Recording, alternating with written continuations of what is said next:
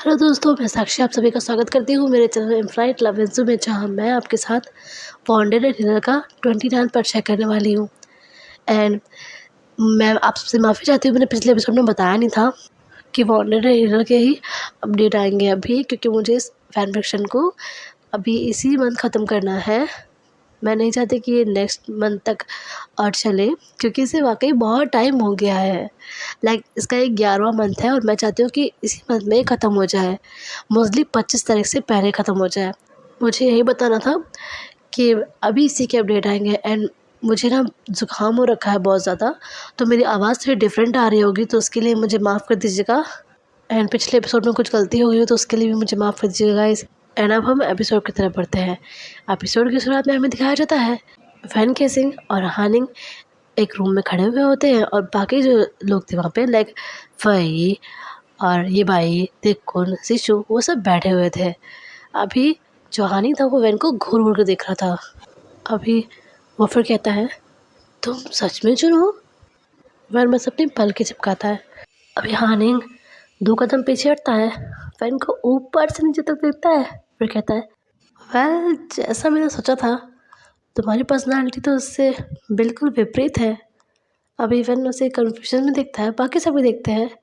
फिर वो कहता है, मुझे लगा था कि पेंटर जुन कोई बोरिंग से इंसान होंगे, पर तुम तो काफ़ी ज़्यादा इंटरेस्टिंग पर्सनैलिटी हो और यू आर क्वाइट हैंडसम। वह एक स्माइल करता है, फिर कहता है, थैंक यू हानिंग। हानिंग भी उसे देख के स्माइल करता है। फिर उसकी दिमाग में एक बात आती है, वो तुरंत ही फाई की तरफ देखता है, फिर वैन की तरफ देखता है और कहता है, मतलब ये तुम्हारे दोस्त नहीं है ना? जैसे हम लोगों को पता था पहले कि फाई और तुम दोस्त हो, ऐसा नहीं है ना? ये तुम्हारे लिए काम करता है, राइट? तो फैन उसकी तरफ देखता है, फाई की तरफ, फिर हानि की तरफ देखता है और नोट करता है। वो फिर कहता है, हाँ वो मेरे लिए काम ज़रूर करता है, पर वो मेरे छोटे भाई की तरह ही है।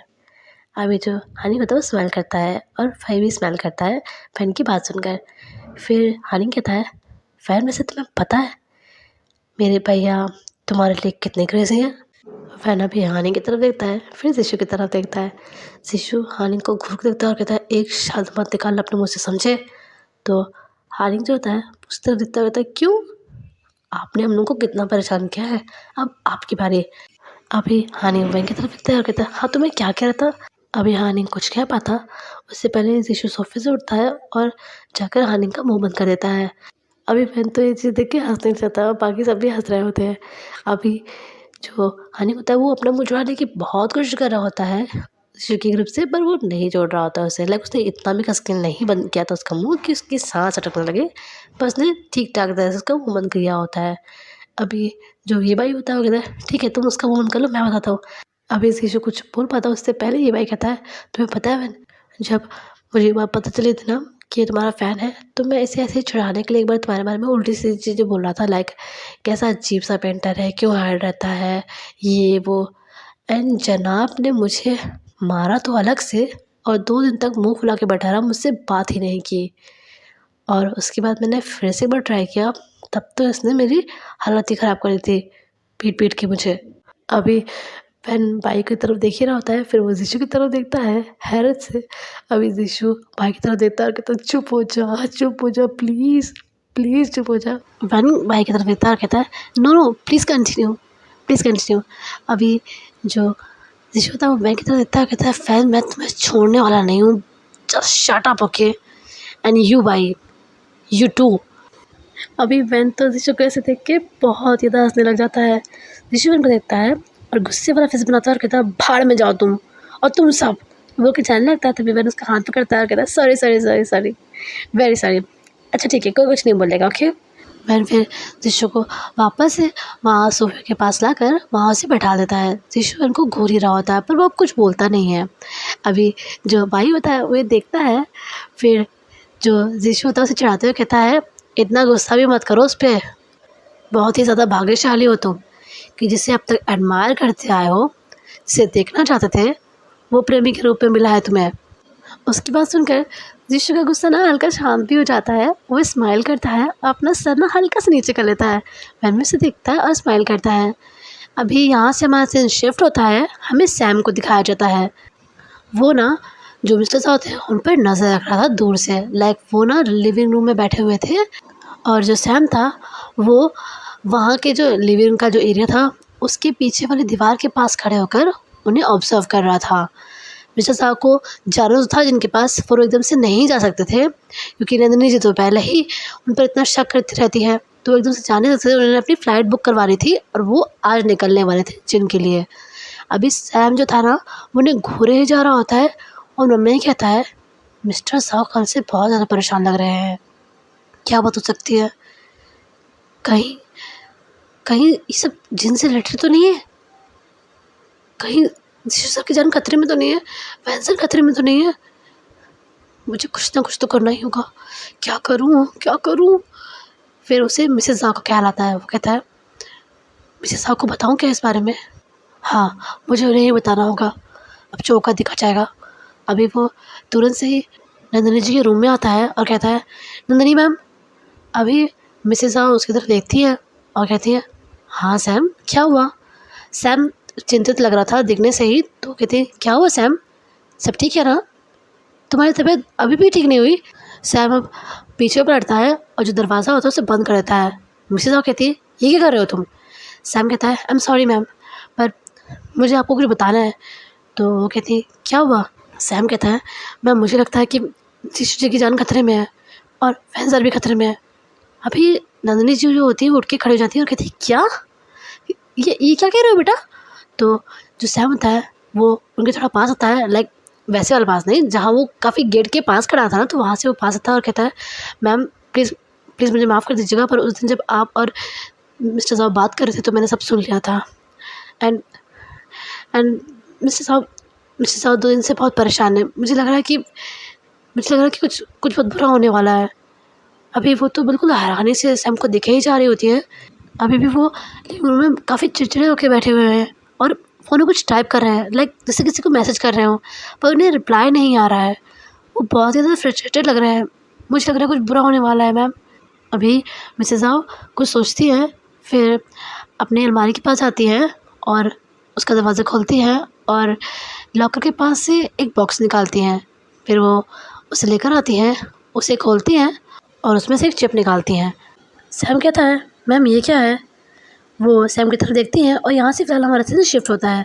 अभी हमें मिस्टर ज़ा को दिखाया जाता है जिन्होंने बहुत सारे मैसेज जिनको किए होते हैं, पर व्हाट्सएप पर उन सभी मैसेजेस पे सिर्फ 1 टिक आ रहा होता है। एक्चुअली जिनने अपना फ़ोन स्विच ऑफ करके रखा हुआ होता है। अभी जो मिस्टर ज़ा होते हैं वो बहुत ही ज़्यादा परेशान हो गए थे क्योंकि ये जो था ये वो नहीं चाहते थे। अभी वो दोबारा से मैसेज करने वाले होते हैं तभी नंदिनी मैम की आवाज़ आती है mister Zhao, mister Zhao please यहाँ आइए। अभी जो मिस्टर ज़ाओ होते हैं वो उनकी आवाज़ की तरफ देखते हैं और कहते हैं हाँ आया नंदिनी जी। वो कहती है जल्दी आइए प्लीज़। अभी जो मिस्टर ज़ाओ होते हैं वो कहते हैं हाँ बस आया। तो नंदिनी जी कहती हैं आप आ रहे हो या नहीं। मिस्टर ज़ाओ कन्फ्यूजन में नंदिनी जी की वॉइस की डायरेक्शन की तरफ देखते हैं, अपना फ़ोन वैसे रख देते हैं और कहते हैं हाँ आ रहा हूँ। इन्हें क्या हो गया अचानक से, वैसे तो मुझसे बात भी नहीं करती हैं, आज इतनी डेस्परेट कैसे हैं। खैर जाके ही पता चलेगा। अभी वो ये बोलते बोलते ही नंदिनी जी के रूम में चले आते हैं, लाइक जो उन दोनों का रूम है वहाँ पे चले आते हैं। अभी नंदिनी जी वहाँ पे खड़ी होती हैं तो जो सजा होते हैं उनके पास आते हैं और कहते हैं हाँ बोलो क्या हुआ। तो नंदिनी जी पलटती हैं और कहती हैं आपने बताया नहीं कि आप जीशु और हानि के पास जाने वाले हैं। अभी मिस्टर साहब तो एकदम ही शॉक हो जाते हैं, वो कहते हैं कि क्या तुम्हें कैसे पता चला। तो नंदिनी जी अपनी आर्म्स फोल्ड करती है और कहती है आपको क्या लगा मैं घर में रहती नहीं हूँ या आप पर मेरी नज़र नहीं है, क्यों जाना चाहते हैं आप वहाँ पे। तो जो सजा होते हैं वो कहते हैं मुझे मेरे बेटे की याद आ रही है। तो जो नंदिनी जी होती है वो अपनी एक आईब्रो ऊपर करती है और कहती है और रियली। तो सजा कहते हैं हाँ रियली, हानि को मैं बहुत मिस कर रहा हूँ, इतने टाइम से मैंने उसका चेहरा नहीं देखा है, मैं उसे मिस नहीं कर सकता। तो नंदिनी जी कहती है ये तो अच्छी बात है, चलिए मैं भी आपके साथ चलती हूँ। अभी मिस्टर राव जो होते हैं वो कहते हैं अरे तुम क्यों चल रही हो। नंदिनी जी कहती हैं क्यों, मैं माँ नहीं हूँ और आपसे ज़्यादा ही याद आ रही है मुझे क्योंकि मेरे 2 बेटे हैं, मैं भी उनसे मिलना चाहती हूँ। तो चलिए साथ में ही चलते हैं। अभी जो मिसेज़ होते हैं उन्हें तो समझ में नहीं आता कि वो क्या ही बोले। फिर भी वो नंदिनी जी को कन्विंस करने की कोशिश करती कि वो साथ ना जाए, और नंदिनी जी यही चाहती थी। वो ना मिस्टर ज़ा को अपनी बातों में फँसाए रखे हुए होती है। अभी हमें सैम को दिखाया जाता है जो कि उसी फ़ोन के पास आया होता है, और वो इतनी जल्दी आया होता है ना कि उसकी स्क्रीन जो थी वो ऑफ़ नहीं हुई थी, क्योंकि स्क्रीन ऑफ़ हो जाए तो फिर लॉक का सीन हो जाता है कि लॉक कैसे खोलें। तो वो ना लॉक नहीं हुआ था, मतलब स्क्रीन ऑफ़ नहीं हुई थी। अभी वो फ़ोन को उठाता है और उसके बैक साइड पे वही चिप लगा देता है, और इस चिप का असर ये था कि इस चिप को लगाने के बाद वो चिप जिसके भी फ़ोन में लगाई जाएगी तो इस फ़ोन की सारी जो इन्फॉर्मेशन वो उसमें आ जाएगी। लाइक वैसी वाली इन्फॉर्मेशन नहीं, लाइक इसमें आने वाले सभी मैसेजेस और इससे जाने वाले सभी मैसेजेस किसी भी प्लेटफॉर्म के, लाइक व्हाट्सएप, इंस्टा और फेसबुक, किसी भी प्लेटफॉर्म के किए गए मैसेजेस उस इंसान के फ़ोन में आ जाएंगे जिसको ये चिप लगाई जाती है। लाइक इस फ़ोन में होने वाले हर मैसेज वहाँ पर खुद ही दिख जाएंगे। एंड अभी जो सैम था उसको ये चिप मिसेज़ ज़ाओ के फ़ोन में लगानी थी, लेकिन ये सब तो 5 मिनट लेता है ना होने में। तब तक वो उन मैसेजेस को पढ़ लेता है जो कि जाने वाला है, क्योंकि उसने फ़ोन उठाया था तो जो स्क्रीन ऑफ होने ही वाली थी वो भी सही हो गई थी। लाइक जब कोई स्क्रीन ऑफ होने वाली होती है तो उसकी लाइट थोड़ी धीमी हो जाती है, स्क्रीन की लाइट धीमी हो जाती है, लेकिन अगर किसी की फिंगर लग जाए तो वो वापस से ही तेज़ हो जाती है। तो वही होता है, और सैम वो मैसेज पढ़ लेता है। अभी उसका तो दिमाग ही चकरा जाता है। वो समझ जाता है कि जिन वहीं पे है जहाँ पर वैन, जीशु और वो बाकी सभी लोग हैं। अभी उस चिप का काम ख़त्म हो जाता है तो जो नंदिनी जी का फ़ोन पकड़े होता है वो उस चिप को उसमें लगा देता है और वहाँ से चला जाता है। अभी वो वैन को कॉल करने का सोचता है। अभी वो वैन का नंबर डायल करता है, और अभी यहाँ से हमारा शिफ्ट हो जाता है। हमें उन सभी चेलों को दिखाया जाता है जो कि कहीं घूमने आए हुए होते हैं।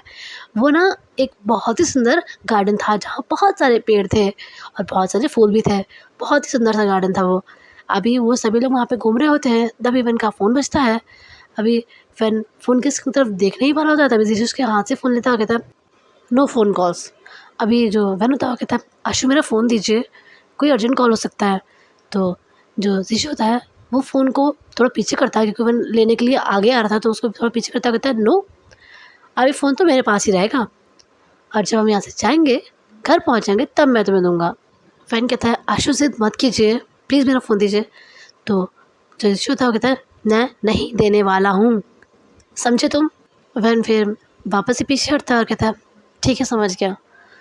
अभी जो जीशु होता है वो स्माइल करता है, वैन भी स्माइल करता है, और सैम का कॉल रिंग होते होते ही कट जाता है। अभी सैम कहता है ये मेरे से फ़ोन क्यों नहीं उठा रहे हैं, क्या करूँ, किसे फ़ोन लगाऊँ।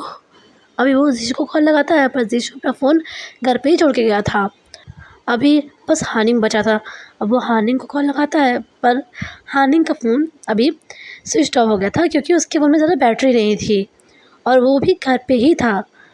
अब जो अपना सैम होता है वो तो परेशान हो जाता है, क्योंकि उसके अलावा उसके पास किसी और का नंबर था ही नहीं। अभी वो बहुत ज़्यादा परेशान होता है और मन में कहता है हे भगवान अब मैं क्या करूँ, कैसे मैं सर को इन्फॉर्म करूँ। अभी वो सब सोच ही रहा होता है, तभी जो मिर्ज़ा होते हैं वो नंदिनी जी को कुछ भी छोटी मोटी कहानी बना के वहाँ से निकल जाते हैं, लाइक फ़्लाइट लेने के लिए। और नंदिनी जी भी उन्हें रोकती नहीं, क्योंकि वो तो यही चाहती थी कि वो जाएँ। अभी उनके चाहते ही नंदिनी जी नीचे आती हैं और सैम के पास आती है और कहती है काम हो गया। तो सैम कहता है जी हो गया। अभी जो सैम होता है वो कहता है मैम पर वैन सर फ़ोन नहीं उठा रहे हैं, और दिशु सर भी फ़ोन नहीं उठा रहे हैं, और हानि सर का फ़ोन स्विच ऑफ आ रहा है। नंदिनी कहती हैं ठीक है मैं देखूँ कॉल लगाने का ट्राई करती हूँ, उसका नंबर है मेरे पास। अभी जो सैम होता है वो कहता है ठीक है मैम। फिर नंदिनी जी कहती हैं सैम मुझे वहाँ जाना होगा, ठीक है तुम यहीं पर रहना, और कोई भी चीज़ पता चलती है तो मुझे बताना। तो वो जाने वाली होती है, तभी सैम कहता है मैं आपके साथ चलूँगा प्लीज़। तो जो मिसेस होती है वो सैम की तरफ देखती है और कहती तुम नहीं बेटा तुम इन सबसे दूर रहो। तो सैम कहता है नहीं मैम प्लीज़ मैं आपके साथ चलूँगा प्लीज़। मिसेस कहती है सैम तुम जानते भी हो सब कितना ख़तरनाक है, प्लीज़ तुम यहीं रहो। तो सैम कहता है नहीं मैम मैं आपके साथ आऊँगा, प्लीज़ मैम प्लीज़ प्लीज़ मुझे अपने साथ ले चलिए, मुझे वहाँ जाना है। अभी जो नंदिनी मैम होती हैं वो मान जाती हैं क्योंकि उन्हें अभी बहस नहीं करनी थी सैम से। अभी वो दोनों वहाँ से निकल जाते हैं। अभी ना ये सभी लोग वहाँ पर ऐसे एंजॉय कर रहे होते हैं, जो मतलब हमारे 6 लड़के होते हैं। पर ये लोग ना साथ-साथ नहीं होते हैं। ये लोग उस गार्डन जो जगह थी वहाँ पर अलग-अलग होते हैं। अभी वैन और ज़ीशु एक जगह पे थे, वहाँ पर जो ज़ीशु होता है वो एक जगह पर बैठा हुआ होता है, वहाँ बहुत सारे फूल थे और वैन उससे थोड़ी दूरी पे बैठा हुआ होता है। अभी जो मिसिज़ा होती है वो सैम को अपना फ़ोन देती है और उससे कहती हैं कि वो देखुन को कॉल लगाए। और जो सैम होता है वो कॉल लगा देता है और मिसिज़ा कार चला रही होती है। अभी लकीली देखुन का कॉल लग भी जाता है। देखुन कॉल पिक करता है और कहता है, हेलो मिसिज़ा। तो जो सैम होता है वो कहता है, जी जी मैं सैम बोल रहा हूँ, क्या आप मेरी मिस्टर फैन से बात करा सकते हैं प्लीज़, इट्स अर्जेंट। अभी जो देखुन होता है वो तो सैम के बारे में जानता है, क्योंकि उसे पता है कि वैन को उसी ने बताया था कि उसने मतलब नंदिनी जी और मिसेस राव की बातें सुनी थी। तो वो ये बात जानता था, तो वो कहता, हाँ सैम मैं अभी बात करवाता हूँ। पर हुआ क्या है? अभी ये भाई भी सब चीज़ें सुन रहा होता है, तो वो भी देखो उनको क्यूरियोसिटी से देख रहा होता है। अभी जो सैम होता है वो कहता है, मैं आपको कुछ समझा नहीं सकता हूँ सर, ये बहुत इमरजेंसी है, प्लीज़ मेरी मैनेजर से बात करा दीजिए। अभी जो देखो होता है वो कहता है, ओके फ़ाइन मैं करवाता हूँ बात तुम्हारी। अभी जो देखो होता है वो वैन को इधर उधर ढूँढने लग जाता है, तो वैन उसे थोड़ी दूर पर दिखता है बैठा हुआ। अभी वो दूर से आवाज़ देता है, वैन। अभी ज़ीशु और वैन दोनों ही देखो की तरफ देखते हैं। अभी देखो कहता है, आपका फ़ोन है प्लीज़ जल्दी आइए यहाँ पे। अभी जो वैन होता है वो कहता है, मेरा फ़ोन। अभी वो ज़ीशु की तरफ पलट के देखता है, तो देखो कहता है, प्लीज़ जल्दी आइए वैन, इट्स अर्जेंट। अभी ज़ीशु को वैन देखता है वापस से पलट के और कहता है, आप मेरे साथ चलेंगे? तो जो ज़ीशु होता है कहता है, नहीं तुम जाओ मैं यहीं पे हूँ। अभी वैन कहता है, ठीक है यहाँ से कहीं मत जाइएगा, प्लीज़ यहीं रहेगा, मैं जल्दी से आ जाऊँगा। अभी ज़ीशु कहता है, हाँ ठीक है पापा अभी तुम जाओ, देखो ने कहा ना कुछ अर्जेंट है। तो जो वैन होता है वो नोट करता है और फिर वो देखुन के पास चला आता है। वैन उससे कहता है, क्या हुआ देखुन? अभी देखुन कहता है, सैम कॉल पर है बात करो। अभी वैन सैम का नाम सुन के तुरंत से ही वो फ़ोन लेता है, अपने कानों के पास लगाता है और कहता है, हाँ सैम बोलो क्या हुआ? और तुम मिसेस ओ के फ़ोन से देखुन को फ़ोन क्यों कर रहे हो? तो जो सैम होता है वो कहता है, आपने और कोई रास्ता ही कहाँ छोड़ा था मेरे पास, कॉल ही नहीं उठा रहे हैं, ज़ीशु सर का फ़ोन भी नहीं लग रहा है, हानिंग सर का फ़ोन स्विच ऑफ आ रहा है। अभी जो वैन होता है कहता है, ओके ओके काम डाउन, अब हुआ क्या है बताओ तो मुझे। अभी सैम उसे ना सब कुछ बताने लग जाता है। अभी यहाँ से हमारा से शिफ्ट होता है, हमें ज़ीशु को दिखाया जाता है जो कि वहीं पे बैठा हुआ होता है। अभी एक दृश्य ज़ीशु का ध्यान खींचता है। अभी वो एक जगह पे देखता है, वहाँ पर ना एक कपल आपस में लड़ रहे होते हैं, जिसमें एक लड़की उससे कह रही होती है कि मेरा पीछे छोड़ दो, मुझे जाने दो, लीव मी, और मुझे क्यों स्टॉक करते रहते हो हर समय, हमारे बीच में जो था वो ख़त्म हो चुका है। पर वो लड़का काफ़ी ज़्यादा अग्रेसिव हो रहा था और कहता है, नहीं तुम मेरी हो और हमारे बीच में मैं किसी को आने नहीं दूँगा, तुम्हारी शादी तो मैं होने नहीं दूँगा, फलाना-ढिमकाना कर रहा होता है। वो लड़की बहुत ही उससे कह रही होती कि देखो तुम अब मेरा पीछे छोड़ दो, पर उस लड़के को समझ में ही नहीं आ रहा होता है। वो लड़की बार-बार यही चीज़ कह रही होती है कि मुझे भूल जाओ, मेरे पीछे छोड़ दो, मेरी शादी होने वाली है वगैरह-वगैरह। अब वो लड़का काफ़ी गुस्से में आता है और उस लड़की को एक झापड़ मारता है। वो लड़की गिर जाती है, इतना तेज़ झापड़ पड़ा था उसे। अभी ज़ीशु को ये देखकर बहुत गुस्सा आता है। वो जहाँ पे बैठा था वहाँ से वो खड़ा हो जाता है, उठ जाता है और उधर देखने लग जाता है। अभी वो लड़का उस लड़की को देखता रहता है, लाइक वो ज़मीन पे गिरी होती है, उसे देखे जा रहा होता है। फिर कहता है, तुम मुझे नहीं छोड़ सकती हो, समझ में आया तुम्हें? मैंने तुम्हें अधिकार नहीं दिया कि तुम मुझे छोड़ो। और ये कहकर वो उसको लिफ्ट करता है और वहाँ से लेकर जाने लगता है। अभी वहाँ पे बाकी लोग भी ये सब देख रहे होते हैं, पर कोई कुछ बोलता नहीं है। अभी वो उस लड़की को लेकर जाने लगता है और जहाँ पर ज़ीशु खड़ा था वहाँ से वो जगह थोड़ी दूरी पर थी और ज़ीशु थोड़ा ऊँचाई पर भी था। लाइक जहाँ पर ज़ीशु था ना, वहाँ से सीढ़ियाँ गई थी नीचे की तरफ और वो लड़का नीचे था। अभी ज़ीशु वहाँ से उतर जाता है उन सीढ़ियों से और उस इंसान के पीछे जाने लगता है, वैन को बिना बताए, क्योंकि उसके हिसाब से अभी ये सिचुएशन नहीं थी कि वो वैन से कुछ बताए तब उस लड़की की हेल्प करे।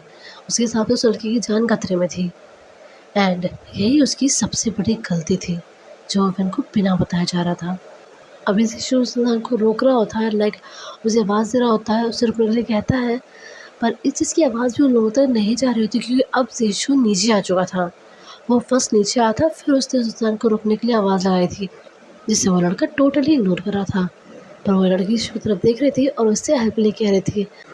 अभी वो लड़का उसे एक सुनसान जगह पे लेके आ जाता है और ऋषि भी उसके पीछे पीछे ही आ रहा होता है। अब वो लड़का उस लड़की को ज़मीन पे गिरा देता है और उसके साथ बदतमीज़ी करने लग जाता है।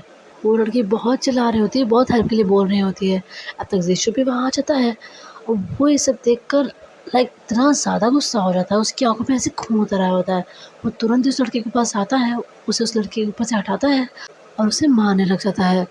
अभी ऋषु ना उस इंसान को बहुत ही बुरी तरह से मारने लग जाता है और वो लड़की जो अभी ज़मीन पे गिरी हुई थी थोड़ी देर पहले, वो अभी उठ के खड़ी हो जाती है। पर वो लड़की ना उन दोनों को बड़े ही आराम से देख रही होती है। लाइक उसे ऐसा लग ही नहीं रहा देख के कि उसके साथ अभी थोड़ी देर पहले क्या होने वाला था। वो आराम से बस उन लोगों को देखे जा रही होती है। एंड सरप्राइजिंगली जो लड़का अभी उस लड़की से बदतमीज़ी कर रहा था, जिसे अभी ज़िशु मार रहा था, वो भी अपने बचाव में कुछ नहीं कर रहा होता है। लाइक ज़िशु से मारे जा रहा था और वो मार खाए जा रहा था। जबकि वो लड़का देखने में ही ताकतवर लग रहा था। एंड अभी ज़िशु उसे मारता ही रहता है, तभी ज़िशु के पीछे कुछ लोग आते हैं जो कि ज़िशु को उस लड़के को मारते हुए देखते रहते हैं। अभी वो लड़की उन लोगों की तरफ देखती है और एक इविल स्माइल करती है। अभी वो लोग ना ज़िशु के क्लोज़ आने लग जाते हैं। लाइक वो थोड़ी दूरी पे खड़े थे ना, तभी उनके क्लोज़ आने लग जाते हैं और ज़िशु को इस बात की कोई खबर ही नहीं होती है। उसका सारा ध्यान तो अभी उस लड़के को मारने में लगा था। अभी ज़िशु उस इंसान को वापस एक पंच मारने ही वाला होता है, तभी वो जो इंसान ज़िशु के पीछे खड़ा होता है, वो ज़िशु का मुँह दबाता है और मुँह सिर्फ़ सिंगल हाथों से दबाता नहीं है, उसके हाथों में क्लोरोफ़ॉर्म होता है। वो दवा नहीं होती जिससे इंसान को बेहोश किया जा सकता है, वो उसी दवा को एक रुमाल में लगा के रुमाल के साथ ही उसका मुँह दबाया जा रहा था। अभी शीशु तो समझ में ही नहीं पा रहा होता है कि हो क्या रहा है। वो अपने आप को जुड़ाने की बहुत कोशिश कर रहा होता है पर नहीं जुड़ा पा रहा होता है। वो लोग उसको बहुत ही कस के पकड़े हुए होते हैं और उस इंसान ने जो उसका मुँह दबा रहा था, उसने मुँह भी बहुत अच्छी तरह से दबाया हुआ था उसका, मुँह और नाक। अभी उसको ब्रीथिंग प्रॉब्लम भी हो रही थी और उस क्लोरोफॉर्म का असर भी हो रहा था। अभी वो जो जिशु था वो उन लोगों को देखता है, वो लड़का-लड़की, वो तो बस आराम से चिल करके उन लोगों को देखे जा रहे होते हैं, जिशु और उन लोगों को। और वो लड़का-लड़की दोनों ही स्माइल कर रहे होते हैं। जिशु तो बस उन दोनों को देखे ही जा रहा होता है। And at this moment Jishu realise करता है कि वो बहुत ही अच्छी तरह से एक ट्रैप में फँस गया है। उसने बहुत बड़ी गलती कर दी है यहाँ आकर, स्पेशली वेन को बिना बताए आकर। अभी उसकी आँखें भारी-भारी होने लग जाती हैं और अब वो ज़्यादा मेहनत नहीं कर पा रहा होता है खुद को बचाने में। अभी वो उन लोगों को देख रहा होता है और उसकी आँखें बंद हो जाती हैं, वो बेहोश हो जाता है। एंड फिर वो लोग यीशु को वहीं ज़मीन पे लिटा देते हैं और उनमें से एक आदमी उन लोगों को पैसे देता है, पैसे का बंडल देता है और अच्छी खासी रकम होती है उसमें। वो दोनों उस इंसान को थैंक्स कहते हैं और वहाँ से चले जाते हैं।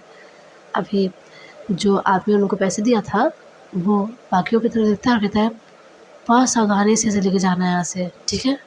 उनमें से एक आदमी कहता है, जी सर।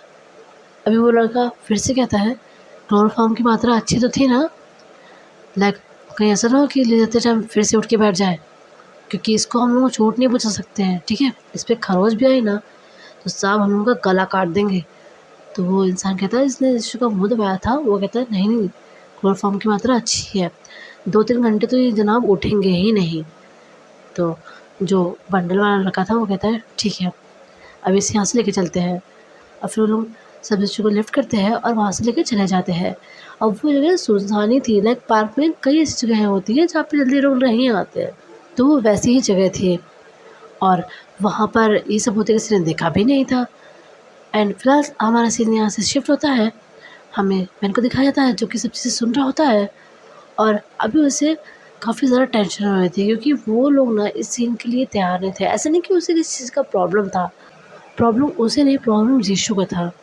वो वो अभी ये सब चीज़ें झेल नहीं सकता था, पर अनफॉर्चुनेटली अब मैन को जो भी कुछ करना था अभी ही करना था, क्योंकि इससे पहले कि जिन और मिस्टर ज़ाओस तक पहुँचे यीशु तक, उससे पहले वैन को उन तक पहुँचना था।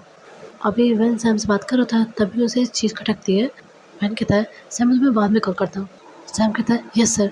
अभी वैन फ़ोन काटता है और तुरंत ही उस जगह की तरफ भागता है जहाँ पर वो यीशु को लास्ट टाइम देखा था, जहाँ पर उसे छोड़ के आया था, तुरंत उस तरफ भागता है। देखुन भाई भी उसके पीछे जाते हैं। अभी वहाँ पे यीशु को ना पाकर और भी ज़्यादा घबरा जाता है। अभी वो यीशु को आवाज़ भी लगाता है, आशु, आशु कहाँ हैं आप? आशु प्लीज़ जवाब दीजिए, कहाँ हैं आप? आशु। अभी फिर एकदम ही ज़्यादा घबरा जाता है। अभी देखुन और भाई भी परेशान हो रहे होते हैं। अभी देखुन जो होता है वो वैन का शोल्डर पकड़ता है और कहता है, क्या हुआ है वैन? क्या हुआ है? सैम ने क्या कहा फ़ोन पे? बताइए मुझे। अभी देखुन वैन से ये सब चीज़ें पूछ रहा होता है। वैन को कुछ समझ में नहीं आ रहा होता है। वैन उसकी बात को सुन ही नहीं पा रहा होता है। उसको बस अभी एक चीज़ समझ में आ रही थी कि जीशु अभी खतरे में है। और देखुन वैन के शोल्डर को कस के सिलाता है, फिर कहता है, वैन क्या हुआ है? प्लीज़ बताओ, क्या हुआ है? अभी देखूँ कि वेंकी शोल्डर को ऐसे हिलाने से वैन अपने सेंस में आता है। वो फिर भी देखूँ की बात का कोई जवाब नहीं देता है और जो सीनियर थे उनसे उतर के उन लोगों के पास चला जाता है, जो पहले भी यहाँ पर थे और जो भी कुछ हो रहा था उसे विटनेस किए थे वो लोग। देखूँ और भाई भी उसके पास जाते हैं। अभी मेरे भाई की तरफ देखता है और कहता है, भाई आपके पास आशु की कोई फ़ोटो है?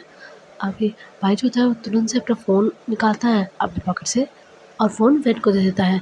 अभी वैन उन लोगों को वो फ़ोन दिखाता है और कहता है, इन्हें दिखा है कहीं पे? हाँ, प्लीज़ ध्यान से देखिए। अब वो लोग उसे देखते हैं और कहते हैं, हाँ, देखा तो है। अभी थोड़ी देर पहले एक लड़की को परेशान कर रहा था। शायद से उसकी गर्लफ्रेंड होगी, देखने से तो ऐसे ही लग रहा था। वो काफ़ी उसे परेशान कर रहा था और उसने उसे थप्पड़ भी मारा था और फिर उसे लिफ्ट करके कहीं लेके जा रहा था। अभी ये लड़का उसके पीछे-पीछे गया था, आवाज़ें भी दी थी बहुत, उसे रोकने की कोशिश भी कर रहा था, पर वो इंसान नहीं रुक रहा था, तो ये इंसान भी उसके पीछे-पीछे भागते-भागते चला गया। बस इतना ही पता है। अभी मैं उस इंसान से वहाँ की डायरेक्शन पूछता है, लाइक जीशु किस तरफ गया था उन लोगों के पीछे, और जैसे वो बताता है, फैन, भाई और देखो तीनों उस जगह की तरफ भागते हैं और वो तीनों ही वहाँ पहुँच जाते हैं, पर वहाँ पर ऑब्वियसली कोई नहीं होता। अभी वो तीनों ही लोग जीशु को आवाज़ लगाने लग जाते हैं, बट कोई रिस्पॉन्स ही नहीं आता। अभी तभी भाई की नज़र उस रुमाल पे पड़ती है जिससे जीशु का मुँह दबाया गया था। अभी भाई उस रुमाल को उठा लेता है और जब भाई उसे उठाता है तो देखो और वैन का ध्यान भी उधर जाता है। अभी वो दोनों उस रुमाल को देख रहे होते हैं, पर हाथ में तो वो भाई ही था। अभी भाई उसे देखने ही लग जाता है। फिर वैन और देखो की तरफ देखता है और कहता है, क्लोरोफॉर्म। अभी वहाँ पर हानि और फाई भी आ जाते हैं और वो भी परेशान होते हैं क्योंकि वो भी उन्हें ढूंढते ही ढूंढते आए थे वहाँ पे। और वो सभी लोग ऐसे खड़े हुए होते हैं। तभी वैन कहता है, जिन जिन ने आशु को किडनैप करवा लिया है।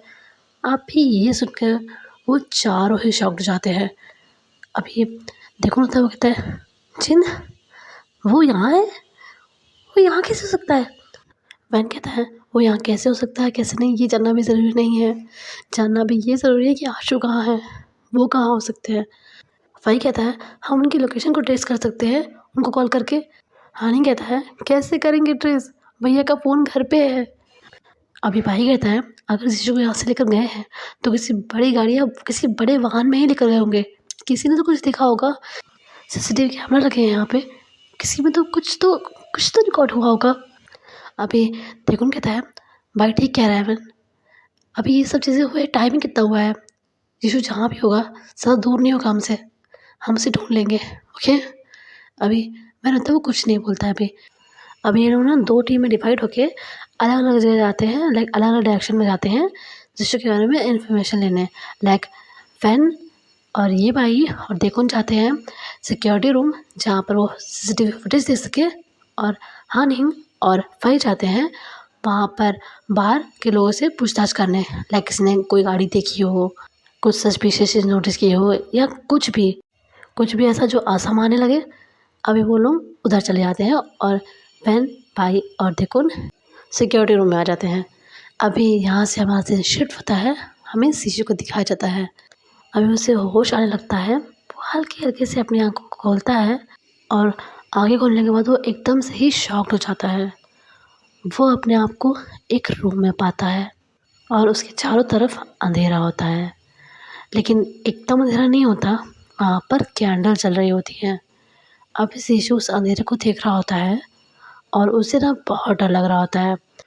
वो अपने चारों तरफ इधर-उधर देख रहा होता है और वो रूम में अकेला ही था।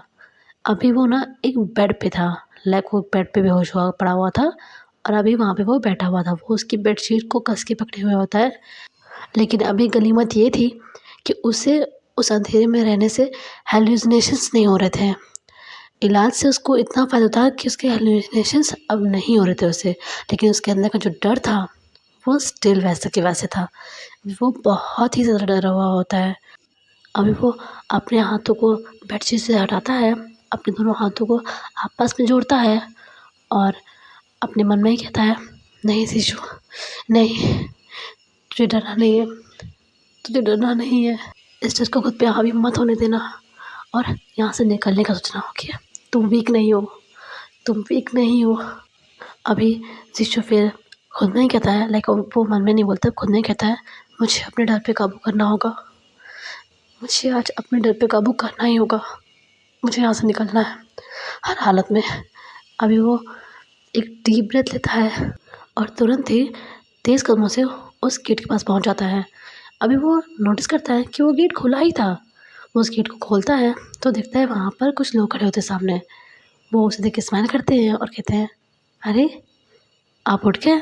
अभी ना उस जगह पर भी अंधेरा ही था। लाइक वो पूरा घर अभी एकदम अंधेरा अंधेरा हो रखा हुआ था, बस वहाँ पर सभी की कैंडल चल रही होती है। तो वो लड़के जो वहाँ पर खड़े थे बाहर, वो भी जो थे अंधेरे में ही थे, पर इतना उजाला था वहाँ पर कि उनका चेहरा दिख रहा था और वो सब ना जीशु को देख के स्माइल कर रहे थे। जीशु उनको देखता है और कहता है, हटो मेरे रास्ते से। अभी उनमें से एक आदमी कहता है, सॉरी सर, हम ऐसा नहीं कर सकते।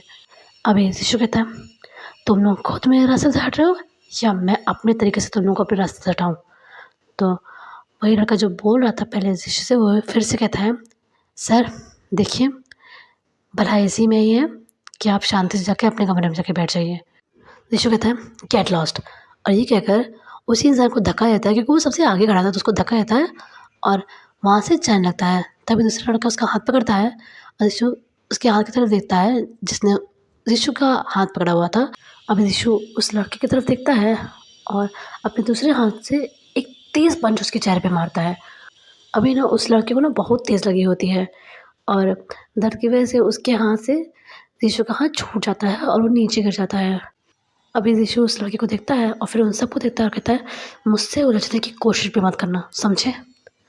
और ये कहकर जाने लगता है। तभी वो जो पहला लड़का उससे बोल रहा था ना, वो उसका आके हाथ पकड़ लेता है। अभी यीशु की सब्र का बाँध टूट जाता है। अभी वो उस लड़के को देखता है और कहता है, तुम लोग ऐसे नहीं मानने वाले हो, लातों के भूत बातों से नहीं मानते। अभी ना यीशु उन लोगों को सबको मारने लग जाता है। अभी वो सब ना यीशु को पलट के वार नहीं कर रहे होते, बस अपना डिफेंस कर रहे होते हैं। वो सब में से कोई भी यीशु को नहीं मारा होता है, बस अपना बचाव करते हैं और यीशु को वहाँ से रोकने की कोशिश कर रहे थे कि वो रुक जाए। उसको हार्म करने का किसी का कोई प्लान नहीं था। अभी ना वो सब ना ऐसा ट्राई कर रहे थे कि बस एक तो ये मारना बंद कर दें और दूसरा कि वो सब यीशु पे काबू पाकर उसे वापस से रूम में डाल सकें, लेकिन ऐसा हो नहीं रहा था। यीशु उनके हाथ ही नहीं लग रहा था। लाइक वो बहुत बुरी तरह से उन सबको मार रहा था। अब वो लोग तो अपनी डिफेंस कर रहे थे, वो यीशु को मार भी नहीं सकते, पर यीशु उन सबको बहुत अच्छे से मार रहा था। अभी जो लड़का पहले उससे बोला था, सबसे पहले वाला, वो ना यीशु को पकड़ लेता है, लाइक उसके दोनों हाथों को पकड़ लेता है और उसको दीवार में पुश करता है। उसके सामने आता है और कहता है, देखिए सर, मैं फिर कह रहा हूँ, भलाई इसी में ही है कि आप वापस जाके कमरे में बैठ जाएँ। अभी ना उस इंसान ने वाक़ई यीशु का हाथ बहुत कस के पकड़ा हुआ होता है, लेकिन दोनों हाथ को ना उसने अच्छे से ग्रैब करके रखा हुआ होता है। यीशु ना अपने दोनों हाथों को देख रहा होता है, फिर वो उस इंसान की तरफ देखता है और अपना जो पैर था, वो पैर से उसके प्राइवेट पार्ट पे कस के वार करता है। अब वो इंसान पीछे हट जाता है और यीशु उसे बहुत अच्छे से मारता है। अभी वो सबको वो ना मार ही रहा होता है, तभी वो नोटिस करता है कि जहाँ पर वो खड़ा है, उससे थोड़ी ही दूरी पर कोई आदमी खड़ा है जिसका वो चेहरा नहीं दिखता, बस उसकी शैडो देख पा रहा था, डे की रोशनी के कारण, मतलब वो कैंडल की रोशनी के कारण वो देख पा रहा था उसकी शैडो, उसका चेहरा नहीं देख पा रहा था। यीशु उसे देखता है और उसे भी इग्नोर करता है और बाकी सबको अच्छे से वापस से मारने लग जाता है। अभी वो जो शैडो वाला आदमी था, लाइक वो मिल ही था ऑब्वियसली, वो इस वजह से देख रहा होता है और उसके चेहरे पर अभी एक अजीब सी स्माइल होती है। लाइक एक विक्टीरियस वाली स्माइल नहीं होती है, जो जीत वाली स्माइल होती है, विक्ट्री वाली स्माइल, वो होती है उसके चेहरे पर। एंड अभी यीशु उन सबको मार देता है, लाइक जान से नहीं मारता है, उनको अच्छे से पैंचर कर दिया होता है वो। हाँ, सब उससे घायल पड़े होते हैं और फिर वो देखता है उन सबको और फिर वहाँ से जाने लग जाता है। अभी वो ना नीचे सीढ़ियाँ जो थी उनसे उतरता है और फिर उसकी तरफ बढ़ती है गेट की तरफ। अब वो गेट की तरफ देखता है और उसकी तरफ जाने ही लग जाता है। अभी ना वो गेट खोलने ही वाला होता है, लाइक गेट के पास पहुँच गया होता है, 2 कदम पर गेट होता है। अभी वो अपना हाथ बढ़ाता ही है गेट का जो कुंडा होता है उसे खोलने के लिए, तभी उसे आवाज़ सुनाई देती है ऊपर से। हे मेरे एंजल, कहाँ जा रहे हो? मुझे छोड़कर ऐसे ही चले जाओगे क्या? अभी ये आवाज़ सुनते ही शीशु के हाथ जैसे थे वैसे रुक जाते हैं। लाइक वो गेट खोलने में आया था ना, तो वैसे उसके हाथ रुक जाते हैं। उसकी आंखें एकदम ही शॉक में बड़ी-बड़ी हो गई होती हैं। उसका दिमाग एकदम काम करना बंद कर चुका होता है। वो बहुत बुरे शॉक में होता है। ऑब्वियसली वो आवाज़ जिन की थी। वही उसे एंजल कहता था उस रात के बाद। उसका पूरा शरीर एकदम से जैसे जम गया होता है। उसके चेहरे से बहुत पसीना निकल रहा होता है। उसकी आँखें ना शॉक में खुली हुई होती हैं और उनमें पूरा आँसू भर गया होता है। अभी जो जिन था वो धीरे-धीरे सीढ़ियों से नीचे उतर रहा होता है। अभी रीशु के दिल की धड़कनें तो इस समय बहुत ही ज़्यादा तेज़ हो रखी हुई होती हैं। अभी जो जिन होता है वो सीढ़ियों से नीचे आ गया होता है और वो जानबूझ के धीरे-धीरे कदमों से रीशु की तरफ आ रहा होता है और उन कदमों की आहट से ही रीशु बहुत ज़्यादा घबराया हुआ होता है। पर वो कुछ भी रिएक्ट नहीं कर पा रहा होता है। वो ऑब्वियसली पूरी तरह से ठीक नहीं हुआ है। उसे अभी भी अपने पास्ट का ट्रॉमा है और अभी उसकी इस हालत का ज़िम्मेदार, उसके ट्रॉमा का ज़िम्मेदार उसके आस-पास है। तो उसकी हालत तो वैसे भी ख़राब ही होनी थी।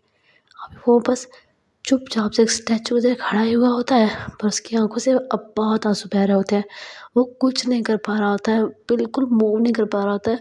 अभी जो जिन होता है वो उसके बहुत क्लोज़ आ गया होता है। मतलब जिन और शिशु के बीच में एक कदम की दूरी होती है। अभी वो जो जिन होता है वो धीरे से शिशु के शोल्डर पे हाथ रखने वाला होता है, पर वो फिर अपना प्लान चेंज कर देता है।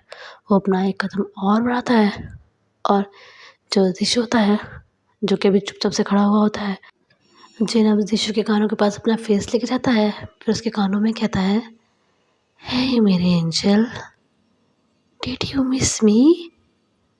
देखो, मैं वापस आ गया। एंड फिलहाल के लिए इतना ही गाइस। मैं मिलती हूँ आपको नेक्स्ट चैप्टर में। तो तक के लिए वीडियो पसंद आया हो तो लाइक कर दीजिएगा, चैनल में सब्सक्राइब कर दीजिएगा, वीडियो को शेयर कर दीजिएगा और कमेंट में जय वंशु तो लिख ही दीजिएगा। अब मैं साक्षी आप सबसे विदा लेती हूँ। हम मिलते हैं बॉन्डेड एंड हिला के नेक्स्ट चैप्टर में। मैंने ये इसलिए कहा क्योंकि अभी इसी के ही अपडेट आएंगे, बिकॉज यू नो गाइस मुझे इसे ख़त्म करना है। सो हम इसके नेक्स्ट चैप्टर में मिलते हैं। तब तक के लिए बाय बाय, जय Vanshu. Please take care of selves guys. Love you all.